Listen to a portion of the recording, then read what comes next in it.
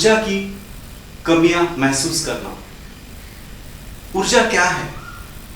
तो हम लोग देखते हैं कि ऊर्जा एक वैश्विक, जिसे एनर्जी कहते हैं, वो ऊर्जा कहा जाता है। ऊर्जा ये अपने आप में होती है और अपने बाहर भी ऊर्जा अस्तित्व में होती है।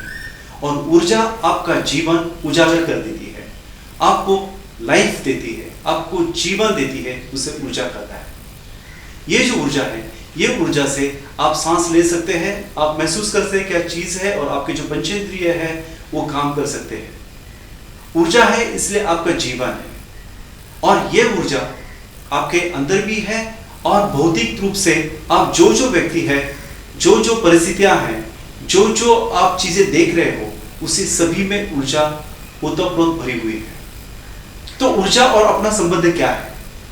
तो ऊर्जा एक ऐसी अवस्था है कि जो आपको उत्साह देती है, प्रेम देती है, आनंद देती है। और अगर ऊर्जा आप में नहीं है तो क्या हो जाता है?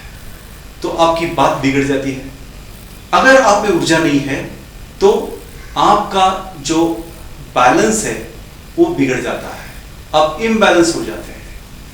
आपकी जो शारीरिक स्तर पे जो लय होती है, जो आपका बायोलॉजिकल क्लॉक होता है, वो ठीक से चल नहीं पाता। और ये चल न पाने से क्या होता है कि आप जो क्रियाएं करते हो, आप एक दूसरे के साथ जो संबंध रखते हो, आपका जो नाता है दूसरों के साथ, वो बिगड़ने की ज्यादा चांसेस होते हैं। और ये एक भाग हुआ। दूसरा भाग ये है कि अगर आप में ऊर्जा नहीं है तो आपकी जो शरीर की जो अवस्था है उसमें भी तकलीफें आना शुरू हो जाता है। आपको हेडेक हो सकता है, आपका जो फुफ्फुस है, लंग्स है, उसका कार्य में बाधाएं आ जाती है, डायबिटीज हो जाता है, लंग्स की बीमारी हो जाती है, एक्सक्रीशन डाइजेशन प्रॉब्लम्स है वो शुरू हो जाते हैं। और इसीलिए आपकी जो इंटरनल जो बॉडी सिस्टम है उसमें बिगाड़ होने शुरू हो जाता है। और उसका परिणाम स्वरूप क्या होता है कि आपकी जो भूख है वो भूख नहीं लगती, फिर ताकत नहीं रहती, आप कमजोरी महसूस करते हो, और उसके बाद आपका चलना फिरना भी मुश्किल हो जाता है। क्योंकि ऊर्जा नहीं होने से जो काम आपका बिगड़ रहा है वो ज्यादा तौर पे और ज्यादा स्पीड से वो और बिगड़ने वाला होता है। और ऊर्जा नहीं होने से जो असंख्य जो बीमारियां हैं उसका आप शिकार हो जाते हो। और जो दूसरों के साथ जो व्यवहार है उसमें भी आपको बहुत ही कठिनता से सामना करना पड़ता है। और उससे भी और एक चीज है कि आपकी जो लय है आपके प्रति और दूसरे के लिए वही बिगाड़ जाती है। तो ऊर्जा इतना अहम कार्य करती है आपके जीवन में। और इसीलिए ये जो ऊर्जा का जो क्षय होता है वो बचाने के लिए 3 महत्वपूर्ण जो बातें हैं, जो धारणाएं हैं और जो आचरण करना है वो मैं आपको बताऊंगा, जिससे आपकी ऊर्जा बढ़ जाएगी।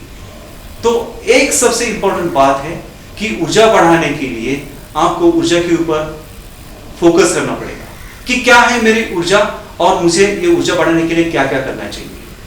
नंबर 2, उसके लिए आपको उपाय योजना करनी पड़ेगी कि ये ऊर्जा बढ़ाने के लिए ये 4 या 5 मेरे उपाय हैं।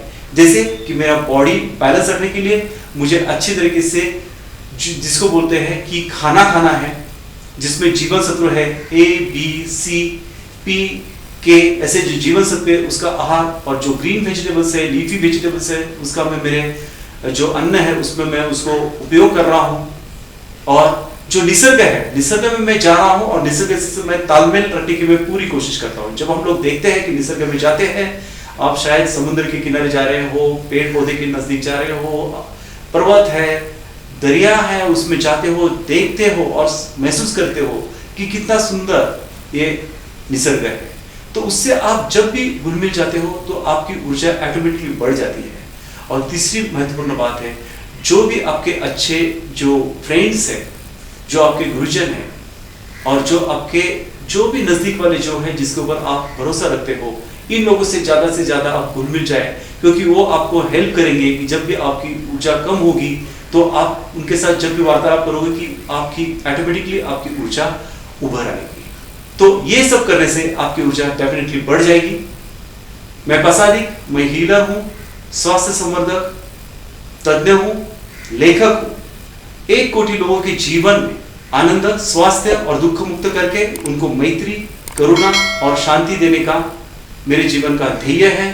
प्रसादिका माइंडफुलनेस ये मेरा वीआईपी ग्रुप में ये इस तरह के मैं जो प्रेरित विचार है वो मैं वहां पे रखता हूं। आप आज ही मुझे ये वीआईपी ग्रुप के लिए ईमेल करिए। धन्यवाद।